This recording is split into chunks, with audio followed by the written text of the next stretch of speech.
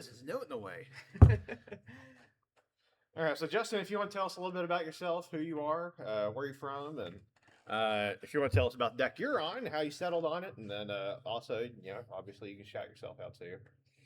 Yeah, my name is Justin. I'm actually level 1. I stream Vintage on Twitch and put up videos on YouTube, and I've been doing that for 7 years or so now. I am playing in this event, but I was able to secure a buy yesterday by winning a side event 4-0 with the deck you're about to see on stream, Raker Shops. This is the deck everybody is talking about. It is one of the most powerful Vintage decks that has been printed in the last 5-10 years. Yeah. If they just keep pumping stuff for it. Yeah, that's true. Like it's actually one of the decks. It's a pretty recent deck in the grand scheme of Vintage with the cards that it has. Glaring Fleshraker, Modern Horizons card. But yeah, it got Tezzeret, which was a big boost. I think to put the deck in like a pretty, even spot with the rest of the field when it got Tezzeret. Right, because it gives it another free way of being able to tutor up its keys or like Lotus if it needs it, or top, right? Yeah, top is the big one because you get the 2 tops with the Raker for the infinite combo. But I think one of the more underlooked ones is Tez is functionally 4 more copies of both Chalice of the Void and Vexing Bauble. Oh, yeah. And I think, personally, it's one of the best parts of the deck is you have a lot of broken turn 1 starts, but I consider Tezzeret into Vexing Bauble one of your broken starts. It's very hard for your opponent to play any kind of Vintage underneath a Vexing Bauble. Right. Unless you're on the mirror. and then sometimes they don't care. They're like, that's fine. I still have all the mana to be able to cast my spells. Yeah. So we're going to see the Raker Mirror here, which does have some amount of play to it. It's not the prettiest mirror of all time. There's a lot of one person dying in a horrendous way. But there are cards that are better in the mirror than they are in other places, and so you have some leeway in mulliganing to like things like the ring, because you can't kill through a ring. Right. So we see Ancient Tomb with 2 Moxen, so that's only 2 spells, and a Bauble. Okay, so we're not going to have a fantastic card turn this round. Nope. But we do have a Tezzeret plus a Bauble. So Bauble first in the blind against doesn't know what his opponent's playing. So get the Bauble down to protect the Tez. So imagine. So what do you tutor here? So it's almost always a Sensei's Top here because we have a Bauble already in play. Sensei's Top. It looked like it was a 6-card hand or so. Yeah, they both kept 6. We need to make sure that we have Bauble action. That is a top. And top is going to be. It's either going to push us toward the combo or it's going to push us towards rings. Right. And that kind of thing. Also, top represents, being able to up your Tezzeret every turn to get to another top. Right. All the cards in this deck are very synergistic. They flow together really well. Yeah, because, so there's a world where you could activate Tezzeret, target the top, activate it. Well, no, I guess you can't just activate it and let it resolve, right? No top tricks with Tezzeret, but the Tezzeret could get you a manifold key. Sure. Which then you can do the top trick with the manifold key, and then you're drawing 2 cards a turn. Chalice check. Crit, yeah. Vexing Bauble check. That's a good sign for Ryan because it means the Vexing Bauble did something. Right. It doesn't always do something in this matchup. Because with Grim Monolith and Workshop, you can accelerate out your mana. Skipping round 1. You can just you don't actually need your 0 drops, but sometimes you keep a handful of 0 drops. Yeah, right. Yeah, sometimes because even if you have Chalice on 1, okay, so we might be in for no a 0s, no here. 1s. I've been really impressed with the versatility of Chalice in this deck. You don't want to do it on 1, but you can.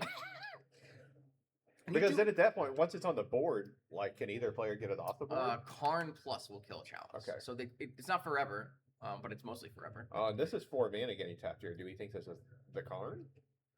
Could be a ring. Could be a forge. It is a ring. So ring is probably the single most important card in this matchup because the deck cannot win through a ring. There are ways in Magic to make this deck win through a ring, but they're not great. It's like there's an Urza's Battlethopter, which can give your cards flash, so you could do the top combo on an upkeep. Okay. Or you could do the top combo with an Aetherflux Reservoir in play, get all the infinite Right. life, and then on the upkeep, shoot them for 50. Okay. But both those cards are pretty narrow, and they don't Right. really advance your game plan very well. So the most part, you're just trying to like use a ring as soon as possible so you don't get hit for 16, and then combo your opponent when they'll find a ring. Right. So that's why you see plays like this where it's Chalice on 1 to stop top, or you'll see things like Needle on ring, even though you have a ring, because you just don't want your opponent to draw with the ring. Notably here, he has a Tezzeret, so he's able to untap it. He just draw ancestral. 3 cards. Yeah. Just ancestral, no problem. And then next turn he'll be. Yeah, he'll be taking. He's drawing 7 cards. Yeah, seems fine. it's like gonna be a lot. I mean, The Saga backup. Okay, so that'll help get a clock going too. it almost is. Saga is at its absolute worst in this mirror because 1-mana lands just don't matter. Right. If I had to guess, like this game is gonna go in a way where Ryan untaps and then cars his opponent because he has so many more cards. Right. He can throw He zeros and should ones be into able to, these yeah. things and just hit for 16. Like the best play Eddie has here is typically like Ancient Tomb Karn or Workshop Ring of Their Own. So it's a lot about giving yourself protection with the ring and then putting together as much like hate on your opponent as you can. Right. But you don't have like that many pieces. Like not, I would say like Bauble and Chalice aren't even that good in the mirror. You can like definitely consider not even having them. Needle is always going to hurt your cards and their cards because you're playing a mirror. Right. But you have to do that sometimes. Like you see some of these lists have like null rods in the sideboard, and like if you play a null rod at a time where you're advantaged and you shut each other down, then you can still win through it. Okay. I mean, so like notably there's ring protection here. So even if you car, all it does is kill Tez and have you have 16 power in play. Right. And 16 power does win if it hits because he's used Ancient Tomb twice. Oh, there's Karn. There. That's Okay. huge. I think that's like one of the best possible plays from this spot. Now, what you said about the Saga is now important. Yeah, because this it's going to make pressure on this card, right? Yeah, well, the game has been, there are no 1s, there are no 0s, there are no artifact activations on Ryan's side, but there's still a Saga and an Ancient Tomb, so when we finally get down to plan D and E, our deck is still doing all of the something powerful. backups. So how long has it been since because I know you've been going to like these kind of events. How long has it been since you've tried taking like a Bazaar deck, or have you? I have never played a Bazaar deck in paper. Okay. I have played Bazaar decks online when I felt like the metagame called for it. It's a lot easier to have a wider range online when you can just pick the cards right before the tournament. Right. Notably, I played a Mox qualifier event one year, and I played Helm Shops, like Leyline of the Void in the main. Yeah. Because at the time, Breach was the best deck and Dredge was the best deck. So Okay. just starting with main deck Leylines. Makes it a Super little strong. bit easier to combat those. But like in paper, I don't own workshops, and obviously this has been a great event with reserve list proxy. So like it's the most proxies I've ever played with in my life. I had a game yesterday in the trial where I had 6 proxies in play. I was like, what am I doing? But it's nice. I get to play with the good deck because I don't have to have Mishra's Workshops and Grim Monoliths, City of Traders, and Right. Which, of course, for everybody at home that's watching, if you don't know, just in case, here at the Oklahoma Landrun, everything that's on the reserve list, you're able to proxy. As long as the proxies look good and they don't alter like the thickness of the sleeves, they're passable. So, but it's a very great event. If you're not here, why? You should be here. Come hang out. It's fun. what did this Karn end up doing? It uptaked on something. I don't see any- he I don't- has. I He don't hasn't see done anything with it. I don't yet. see any Mox in the yard. So those are the options, right? You can plus put one of the Moxes into the yard. That helps against Tolarian Academy as a card that Ryan could draw. But it's not like there's probably any 0s that Eddie wants. And not that he could play them through a Vexing Bubble. Right. So Yeah, there could be a world where there's probably 1 mana open, right? Because of Grim Monolith. But there's 1 mana. there's a Chalice on 1. Right. So this will be Do interesting. you just go grab a card for the future? Do you, or like you said, do you just go and just put a Mox away? The fact that we currently don't have a Raker in play to block construct tokens means I want my nice kill the own Chalice to unlock a 1-drop to play top. So Wow. Eddie has, he knows that Ryan has a top. But his top Is is turned better off. because he can actually use it. Yep. Karn is turning off Ryan's top. So Which is Bobble is also not going to be sacked until this Karn's off the board. right. So no zeros for either player until then. This game is going to be about now how good are these construct tokens? And the construct tokens can range from incredible to useless if there's a flesh raker going. Right, because they just chump. Right. If there was no Karn, then the Urza Saga could grab the Manifold Key, give the constructs unblockable, and then they'll probably win. But if we get to a point here, I mean, even Flesh Raker double top is a thing that could happen and just end the game. So, right. Which it's actually a tough notably, spot. this Urza Saga is on 2. It shows it's on 1. Okay, yeah. It has to go to 2. All right. They're fixing that now. Yeah. Okay. So Ryan's actually probably at a lower life total too. I think there was 2 Ancient Tomb taps plus 2 damage, probably 14 or so. Yeah, so we got 14, 16 in our life totals at the moment. Wow. Yeah, I mean, Karn is the card that saves this game, and he had it. So, also notably had the mana to cast it. Not an easy card to cast. Yeah, had the mana to cast it through Through Vexing Bauble. Yeah, through Vexing Bauble. Soul Land from Monolith. Trying to big count out how construct. many. Yeah. Currently looking at 1, 2, 3, 4, 5. It's gonna be a 6/6 and then a 7/7. It'll be a 5/5 because one of those is a Tezzeret. Oh, sure. Tezzeret, not an artifact. Yep. So 5/5 and 6/6. I don't know that the sizes matter a ton unless they are around the size of Karn and can, like killing Karn. But we might be at the point where they don't even go at Karn, and because the life totals are so low. Just try to finish the game off. But if the first one can attack and kill Karn, it probably will. Because you're just free to win the game, or not win the game, but you have a Tezzeret in a ring, Yeah. so pseudo win the game. You very much probably want this card off the board because then that leads to like the next turn. Right. Surely you can find a Yeah, way. because you're not going to attack for lethal with 1 construct anyways, and 2 constructs will probably attack for lethal. So Right. it'll be interesting to see if we get to the point where the saga comes off, what Ryan has off the saga, because some lists have a needle in the main, and that could be something worth grabbing. Or if there isn't anything like that, then probably just like a key for after Karn Right. goes away. Or even like a second top after Karn goes away if you found a Raker. So like there's a lot of options. It kind of depends on the context of the hand. But I think we know he has a top in hand still, so because he wasn't really allowed to play this top because he didn't have mana. Because he didn't have enough to cast it and have Exactly. the construct making. Yeah. But it's a big hand. So It looks like he plans on casting something here. Cast a key. okay. So he looked at the top 3, cast key, Then drawing a card off of it. ring? No, workshop. Workshop. Okay. So City of Traders goes away. We know there's top on top. It's a lot of mana. Notably, if there was a lattice in the sideboard, it would not be good here because a construct could be made in response, and the construct Yeah. would kill the Karn. Right. Not that I think a lot of these lists play lattice. So. Took a Masticore out of the sideboard and played a Masticore so that the Masticore can kill the constructs. Yeah, great Pretty play. good. Though I think this Masticore is smaller than the construct. Yeah. And the construct is large enough to kill the Karn. So I think the Masticore is jump blocking. Yeah. Because the Karn is the only thing holding this game in normalcy. Right. Man, that's funny. All right, let's take another 2 to this ring. So down to 10 for Ryan, which the other life total is seen to flown away from the table, but I believe he's at 14. Okay. We got 10 to 14. Yeah. Surely has got to be making a construct token here, right? Unless it's just something. I have to imagine. Like, what else are you doing? Well, I mean, maybe the life total is a problem.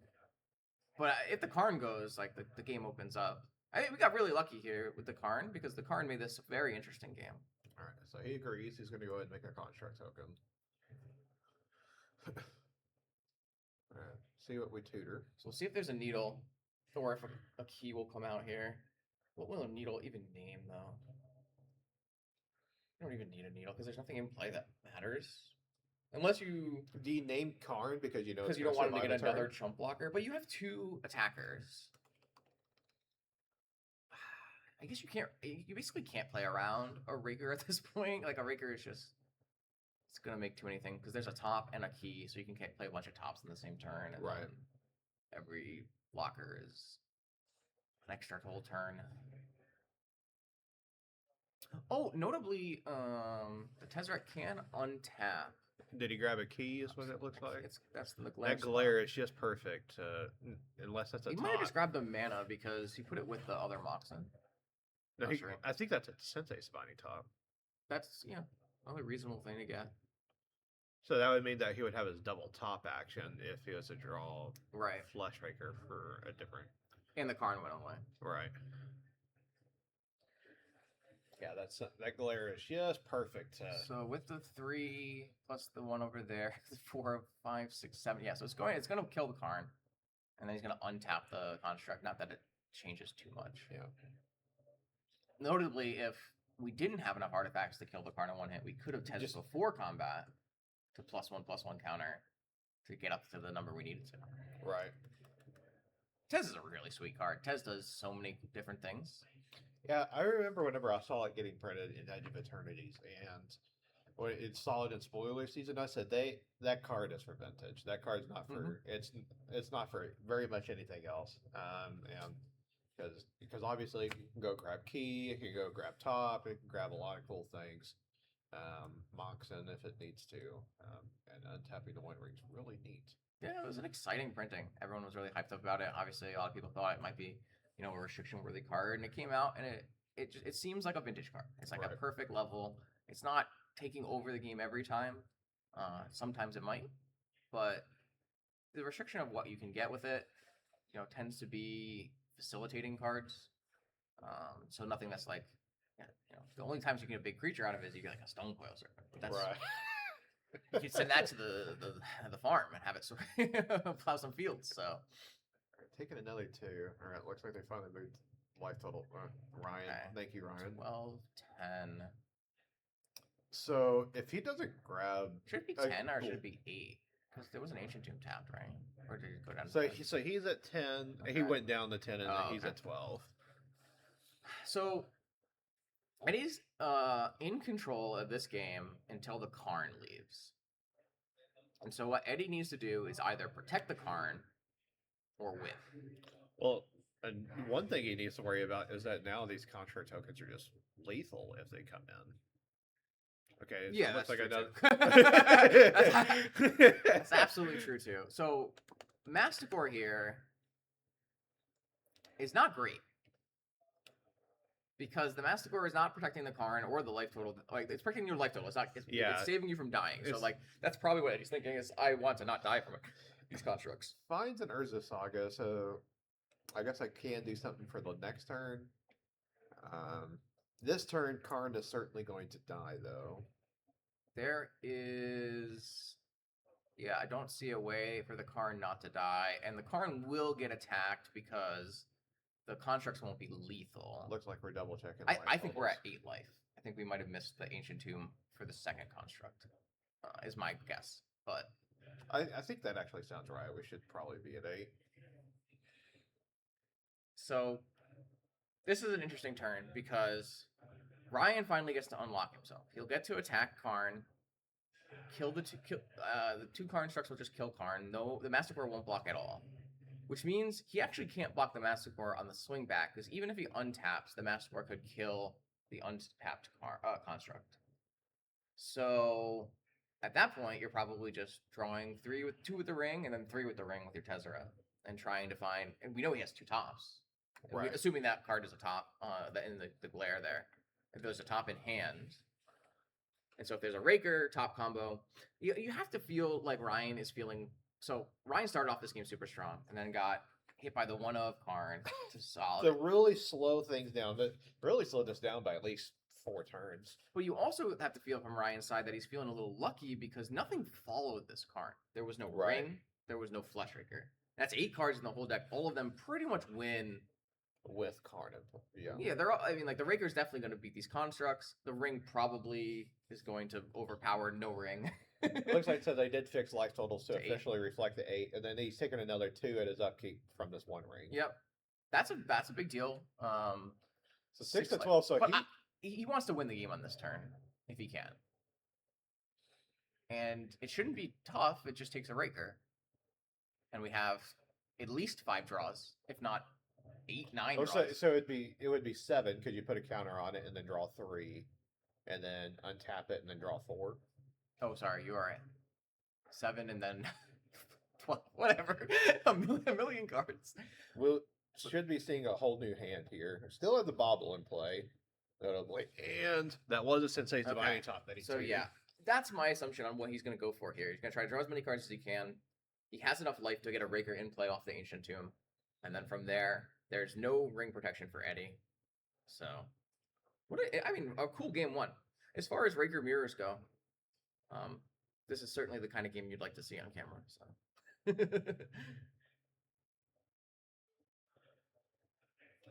Got a workshop, so I have 3 more mana that's not going to hurt to tap. There is a bit more Raker here today than yesterday. Yeah. Yeah. Oh, yeah, that works too. Well, it doesn't okay. exactly work because we do have a 1 ring that we need to get rid of. But do the constructs win on the next attack? No, they don't, right? Because there's a block. But that's They definitely don't know now that he's tapping his Ancient Tomb. And there's 3 from the ring, so we don't have enough turns. Okay, we got a new ring, so that'll do it.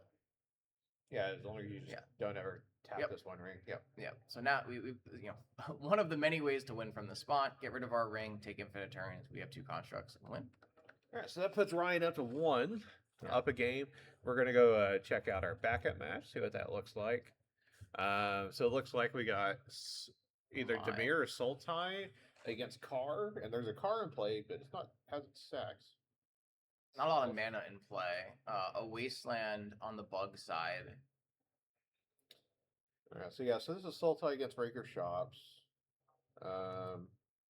It's a bug, kind of running a lot of the normal guest that you would expect out of the deck. If the bug player has an oof here, it's a nice spot.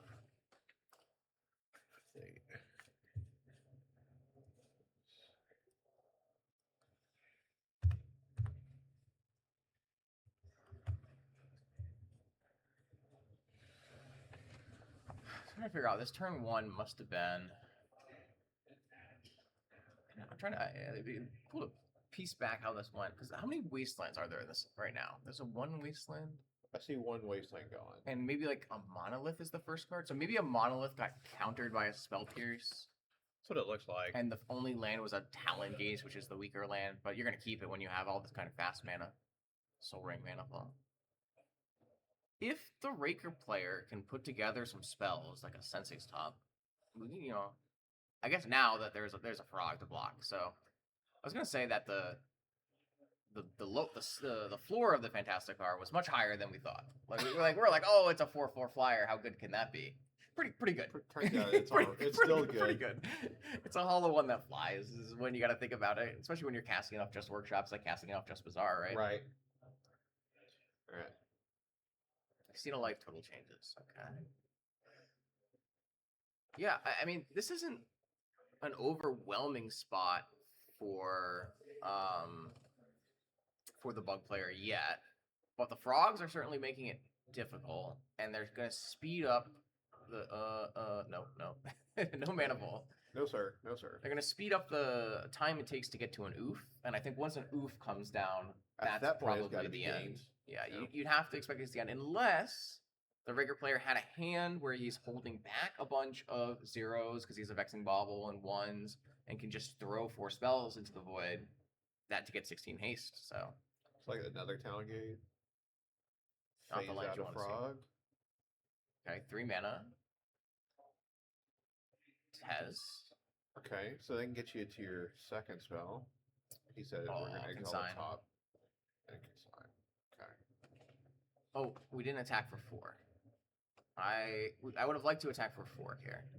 So even though the Tez is countered, the Car's trigger is on cast. Right. So we could have gotten for 4 because we phased out the frog that can block. Talon Gates is a really powerful card. but I think it's the weakest land in the Raker deck because it doesn't make 2 mana. Right. It is your way. It is like the deck's only way out from underneath a Void Mirror, though, isn't it? Yeah, depending on the exact board state for sure. It's one of your If outs. there's no Moxen in play. Yep, no Mox in play. It can let you cast spells through Void Mirror. There's other things like ooh, there's the oof. So that almost feels like it just kind of shuts things down, doesn't it? Unless he just has a bunch of zeros. Unless he has a bunch of zeros in hand. But we're also drawing. Yeah, we're drawing double off Frog.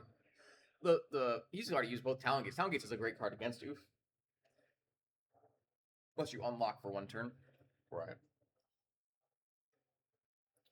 But yeah, we're gonna need to see some combination of like 3 zeros plus a 1, or a workshop and a bunch of 1s.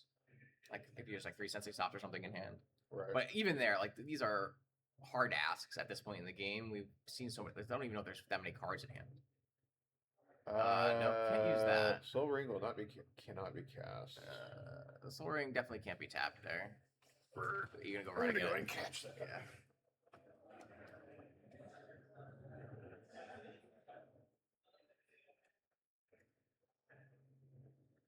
Hey chat, how's it going? I think they're scooping anyways. Okay. I'm gonna try switching back to our main action here. Are we on our main action? I can't tell. All right. He said, "Never mind, I could see." Never mind, I could see. I like that. Unfortunately, the judge was standing over to the side, Yeah. and he came over. He said, "Well, I need to know what happened anyway, Yeah, it's important because for sure. it's in the game, and it'll still, even though you're conceding, it's still a GRV, unfortunately." But No, it's a good thing to keep tracking. All right, let's hop back over. to our main match, Ryan, our previous spectator, he's up a game. Yeah, because obviously, like if you're playing in like on Magic Online, it just wouldn't even let you tap. Wouldn't even let you do it. You wouldn't even have the opportunity to make that misplay and show that you have a 1 ring. Yeah. It's important to have the judge have a game rule violation for those things so that they can track and build up over the course of the event so that you don't have someone who is doing it to make their advantage. Yeah, constantly making mistakes like that. Or, like you said, making intentional, but it seems to be mistakes. Right. Um, I always talk, like when I'm talking to people about paper play, and especially people who don't play as much in paper, I always recommend they call a judge when those kind of things happen. For that, just to make sure that everything gets settled the right way, but also to keep track of everything. I've called the judge on myself for those things in the past. Like my opponent's like, "Oh, don't worry about don't it. worry about it." I'm like, "No, I should call this and like hold myself accountable, get this in the record." He's not gonna like stay there forever. It's just this tournament, you know. But it's good to keep track and keep paper play fair. Yeah, I mean the good thing is that like outside of DQs, like any infractions that happen with a tournament, they don't just follow you after that tournament. Now, if you get a DQ, that'll follow you. A little hard to wash that off. All right. So it looked like one of the players was away. So now we are resolving mulligans for game 2. Here's Eddie's kept 7, and Ryan's going to go down to 6. Yep. This is, interestingly, it's a deck that doesn't exactly mulligan well because you have so many cards that care about multiple cards. When you have a Raker, you want 2 tops. When you have a car, you want 4 non-creature spells. So you don't have the best mulligans. However, you are a fairly low interaction deck, so you are required to have a powerful hand. You can't really keep non-powerful hands. So you are going to be mulliganing when it's like, it's not enough going up. Right. So it's a little rough from that sense, but this is also like some of the most important decisions you're making as a shops player is in your mulligan phase, and then in your first 2 turns you're sequencing which cards you're putting on the stack in what order. Especially now that Raker has kind of gotten all the blue players into Mindbreak traps in the main. And almost assuredly, Eddie post-board, both players post-board will have some amount of Mindbreak traps. Right. So then you're trying to make sure, well, can I get my car down before my 3rd spell so that they can't trap it? And then if they trap my 3rd spell, who cares if it's a mana, Right. Sometimes that'll stop them from being able to play 4 spells, but you're going to be a lot happier when your car resolves. Which I do see a fantastic card in Eddie's hand. It was like the very first card that got fanned out. So we might see a turn 1 fantastic card hand here. Yeah. So this is like the hardest point when you're playing a Raker Mirror is you are now on the draw. You need to put together a hand that is either extremely powerful, so you're doing something really broken on your first turn if you get a turn, Yeah. or trying to get yourself to a turn. So something like Mental Missteps, Mind Break Traps, those cards are free spells you can do to get to the first turn. Or another option is make sure you're prioritizing hands that have the one ring. Because if your opponent doesn't kill you on the first turn, you can give yourself a whole turn. Yeah. It's always going to buy you a whole turn, unless your opponent does something really crazy where they drop through most of their deck or they play the Karn. Like it's not always getting you the turn, but okay. Opening City of Traders into Mana Vault. Assuredly, it's going to be a fantastic card here. Yeah. 2. 0 for a third 3. spell. Triggered, make it a creature. Decides not. 2 mana, Time Vault. Oh yeah, that's a no. beautiful one. That's one of my favorite ways to break open a car. Oh no. With a null rod. So this would be a good mind break trap target if there is a mind break trap target. Because that will at least give you a chance. But if there's no mind break trap, yeah. you're not gonna be able to do much. So most assuredly have got to be going to game 3 here. Right? Yep. So funnily enough, there are lines that still get through this, right? So if you go workshop car, mox, you get 16 and you live. And then you're both sitting there. You're both staring at each other with 16 power. And no one can tap any artifacts. Oh man. That is so brutal. But yeah, that's one of the craziest things about this mirror match and this deck itself is it has sometimes null rods in the sideboard. And that's one of the things I first put in the sideboard. Yeah, and you were mentioning that earlier, that sometimes you have null rod in the side for this exact situation. Of like where you have the advantage and you don't need your mana anymore. It's just like sometimes if you're ahead enough, you can just null rod and kill each other or stop each other from playing. But I have the advantage, so I will win from there. It's weird because I've had the null rods in and out of the board ever since I did the first 5-0 with this list. And I don't think the null rods are like at their best in the mirror. I actually think they're at their best in the Jewel Shops matchup. And Jewel Shops is actually one of your bad matchups. There are very few decks that are beating Breaker at a consistent rate. Doomsday and Jewel are the two that do that. Okay. And so having null rods, so you have like 4 slots in your sideboard for like the mirror / Jewel. And so you pick some number of traps and some number of null rods. And so yesterday I had 4 traps on my board to play for the mirror. Then I saw a lot of Jewel. So today I have 2 null rods and 2 traps. So we'll see if that pans out over the course of the day. I see a lot more Raker than I thought. So maybe I'll be sad. But it's not like the null rod's bad in the mirror. It's just I think it's probably worse than a trap in the mirror. Sure. Because the trap I think is going to get you more games on the draw than the null rod. Like the null rod is kind of nice on the play actually. Right. But you don't really need a lot of help on the play because you're on the play. So the null rod was almost just like a very hard nail in the coffin. Yeah, for sure. Anything there like a chalice or a bauble. Ryan had already mulliganed, so like if he did have like possible answers, it may have been harder for him. He may have had to bottom that.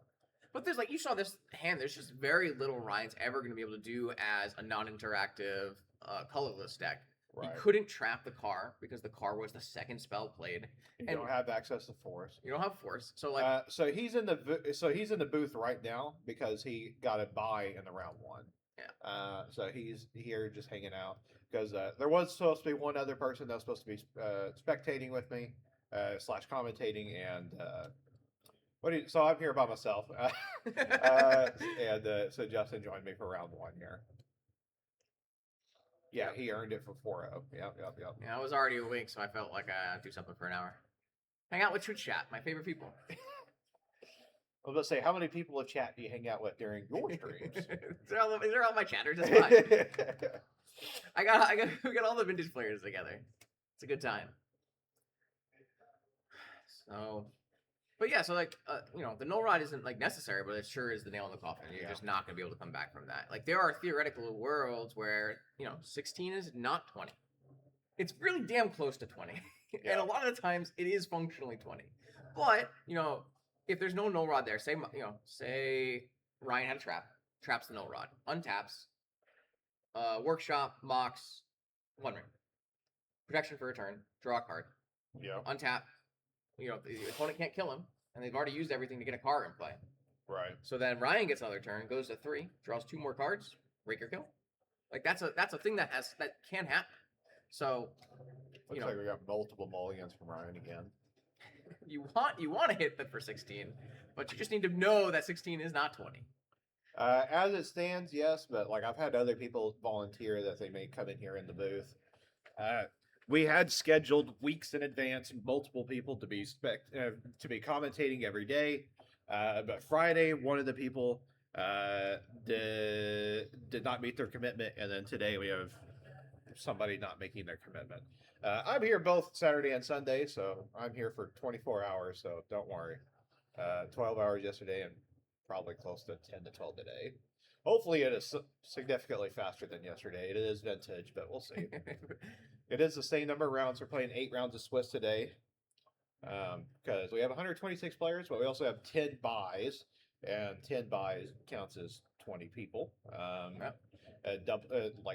Each of those people count as 2, so it pushed us over the 127 or 129 that you need. Yeah, 128 is the max. To be able to go up to 8 players or 8 rounds. 8 rounds of vintage, second largest vintage tournament in North America this year. It's really impressive. Biggest being Eternal Weekend. Biggest being Eternal Weekend. So third biggest, I'm assuming, is the Buffalo Chicken Dip. Yeah. Or no, that's Legacy. Oh, NYC. NYC. Okay. Yeah. This is great what they built here in Oklahoma. This is my 3rd year of playing in the Landrun, and it's been a blast every time. So. Yeah. So like I've being somebody that's played quite a bit of vintage, I've watched you quite a bit, but one of my favorites to watch is Montolio. Oh yeah, absolutely. And because he really loves his bizarre decks. In fact, he was the one that got me on like quite a few years ago. Well, hello there. Good morning, Andy. he got me on Cradle Vine. Oh hell yeah! And that was really fun with Cradle Collector. Sometimes you don't even need your bizarres in order to be able to win. Are we on 5 here? I believe we're going to 4. Jeez. On the play, but having to go to 4. Quite rough. So shout out Montoli. I didn't even know you were here in the shop, but here in the old chat. But glad you're here. Yeah, I'll do my best to find people along the way today and send them in here. Yeah, I mean, people are welcome as long as they're not going to be wild. Yeah, that's fair. I've seen some vintage streams. Okay, All so right. Lotus Car Crit Pearl? Mold a fort? Hit you for 16? This mold a fort. Wow. No way, man. Oh, wait. He said I don't need lands. Wait. London Mulligan is a hell of a drug. And he has the Mind Break Trap in hand. He has the Mind Break Trap doesn't matter. Oh, because it's a Lotus. I guess to be fair, like, a lot of combinations here don't play into Mind Break Trap. But it's like you just still have to have the Mind Break Trap because the card isn't the only thing the Raker Trap deck has going on. That's the big thing. So Molda 4 to make Fantastic Car work, it has to be exactly Lotus Car and 2 zeros, right? This was a 4-card hand. Well, to beat Mind Break Trap, yeah. So like, it could be like Mana Crypt, Mox, Car, Mox, but then that we get Mind Break Trap. So Lotus is the reason this didn't get Mind Break Trap. So like, this is a pretty bunch of perfect form. Yeah.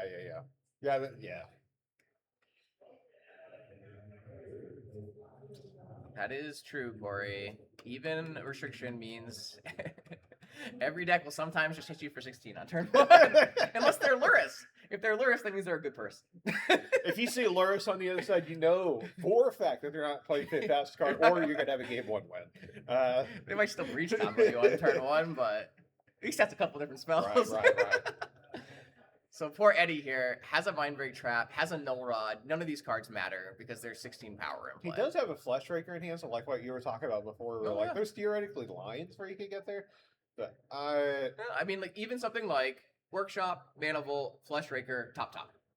Yeah. And you don't even have to have the second top. You can play 1 top, spin into the second top. Right. So like, find it. It is important to recognize 16 is not 20. However, most of the time 16 is almost 20.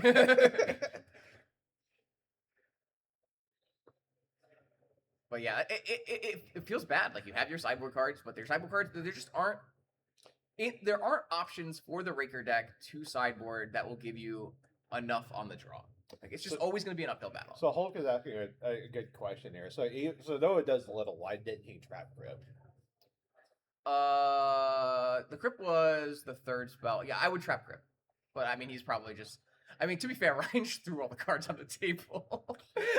Yeah, he Paper said plays. so. Lotus card. Here's the other two spells. So you have a response as a counter.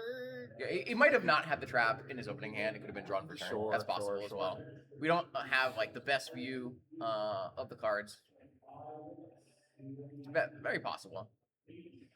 But yeah, in general, I like trapping most spells after a card is put on the stack still. You want to make sure you get your value out of the trap. You want to, if you That have a was not way just to play sitting there through dead it. in your hand because that was just a sharply deadness hand. Right, I mean, sure, of course, because Ryan has no other cards in hand. Yeah. He mulled a 4. Those were his 4 cards. So. Yeah, like if you know, especially if you know your opponent mulled a forward. But there's like really good reasons. So like, say Eddie did have a trap, right? Ryan's hand could have been Lotus Car, Mana Crypt, Sensei Stop, and then if you trap the Crypt, they can't play the top, and you can't flip open the card. So, there are times that trap works on a card that is not trappable. Yeah. I think in the situation, like because of the way that Ryan laid his hand out, it was obvious that it didn't matter. But had he played everything in sequence correctly, maybe it would have gotten trapped that way. But paper only plays. Yeah, exactly. So I see a Pithy Needle, I see a Mind Break Trap, Workshop. This is actually like a really nice Mana Crypt on the draw hand, Or in my Mana Vault, opinion, yeah. for the mirror. Like trap, needle, rod. This would have been a really good follow up if his opponent didn't have the turn 1 16. Right, so you have to think about like what are possible openers from the Raker Shop stack, and what can I beat?